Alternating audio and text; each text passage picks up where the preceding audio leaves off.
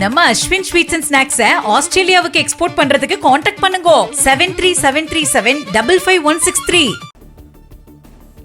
தாவேகாவின் தோழமை கட்சிகள் கூட்டமானது இன்று கோவளத்தில் நடைபெற்ற நிலையில் இது நிறைவு பெற்றிருக்கிறது. தொடர்ந்து இந்த கூட்டத்தில் பங்கேற்ற அமைச்சர்கள், தலைவர்கள் செய்தியாளர்களை சந்தித்துக் கொண்டிருக்கிறார்கள்.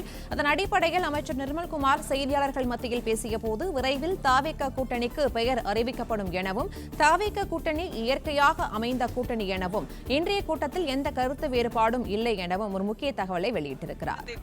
ஒரு முயற்சி எடுத்து அதை கொடுக்கறாங்க. அதற்கு எங்களுடைய முழுமையான ஆதரவையும் பாராட்டுகளையும் எல்லாரும் தெரிவிச்சோம்.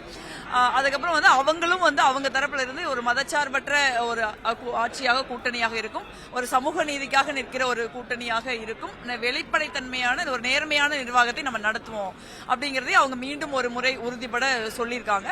கூட்டணிக்கு பேர் வைப்பது தொடர்பான விஷயங்களை மற்ற கூட்டணி கட்சி தலைவர்களுடைய எல்லாரோடைய கலந்து பேசி அனைவருடைய ஒப்புதலோட ஒரு முறைப்படி அறிவிக்கிறேன்னு சொல்லியிருக்காங்க. அறிவிப்பாங்க. முதல் கட்சியாக ஆதரவு கொடுத்தது காங்கிரஸ். ஸோ அந்த நிலைப்பாடு இருக்கும்போது அடுத்துதான் மற்ற தோழமை கட்சிகள் எல்லாமே குறிப்பாக சொல்லணும்னா கூட்டணி நிச்சயமா வலுவா தான் இருக்கும். ஏன்னா எங்களுக்குள்ள கான்ட்ரடிக்ஷன் கிடையாது. நாங்க எல்லாருமே கொள்கை அடிப்படையிலும் சரி, நிர்வாக ரீதியாகவும் சரி, ஒத்த கருத்துக்களை கொண்டிருக்கிற கட்சிகள் தான் இந்த கூட்டணியில நிச்சயமா இருக்கும். எல்லாரையும் ஒரு அரவணைத்து போகிற, ஒரு காது கொடுத்து கேட்கிற ஒரு தன்மை இருக்கு. சில நேரங்களில் சொல்ற கருத்துக்களையும் அவங்க ஏத்துக்கிறாங்க, அதை மாத்திக்கவும் செய்யறாங்க. அதனால அந்த மாதிரி ஒரு நல்ல இணக்கமான ஒரு சூழல் இருக்கிறதுனால இந்த கூட்டணியில எந்த விதமான முரண்பாடுகளும் கிடையாது. அது மிக நிச்சயமாக தமிழ்நாட்டு மக்களின் நலனுக்காக இந்த கூட்டணியை நாங்க இருதரப்பிலும் நாங்க எல்லா கூட்டணி கட்சிகளும் முன்னெடுத்து செல்வோம்ங்கிறத நாங்க இன்னைக்கு ஒரு உறுதிக்கு வந்தோம். அதே மாதிரி இந்த பேரம் கட்சிக்கு எம்எல்ஏ ஆதரவு தெரிவிக்கணும் அப்படின்றதுக்காக தமிழக வெற்றிகளுக்கு வெளியே மற்றவர்களுக்கு ஒரு பேரம் நடந்து கொண்டிருக்கின்ற ஒரு கருத்து இருக்கு. குறிப்பா முன்னாள் அமைச்சர்கள் நிறைய பேருக்கு இதில் தொடர்பு இருக்கின்ற மாதிரி செந்தில் பாலாஜி அவர்களுக்கு இல்ல ஒரு ஆட்சியை கவிழ்ப்பதற்கான முயற்சி நடக்குதுங்கிறத நம்மளால புரிஞ்சுக்க முடியுது.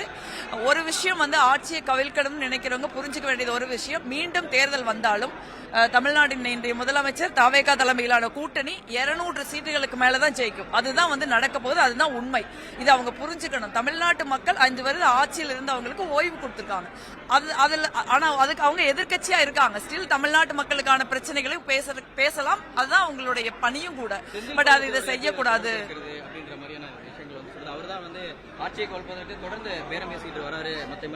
அது அப்படி அவர்களுக்கு தொடர்பு இருக்குதுங்கிறதுக்காக அரசாங்கத்திடம் ஆதாரம் இருந்தா நிச்சயமா அவங்க நடவடிக்கை எடுக்கணும்னு நான் நினைக்கிறேன். இது ஒரு ஆட்சியை கவிழ்க்கிறதுங்கிறது எந்த விதத்திலும் ஏற்றுக்கொள்ள முடியாது. அது சட்ட ரீதியானதும் அல்லங்கிறத அவங்க புரிஞ்சுக்கணும்.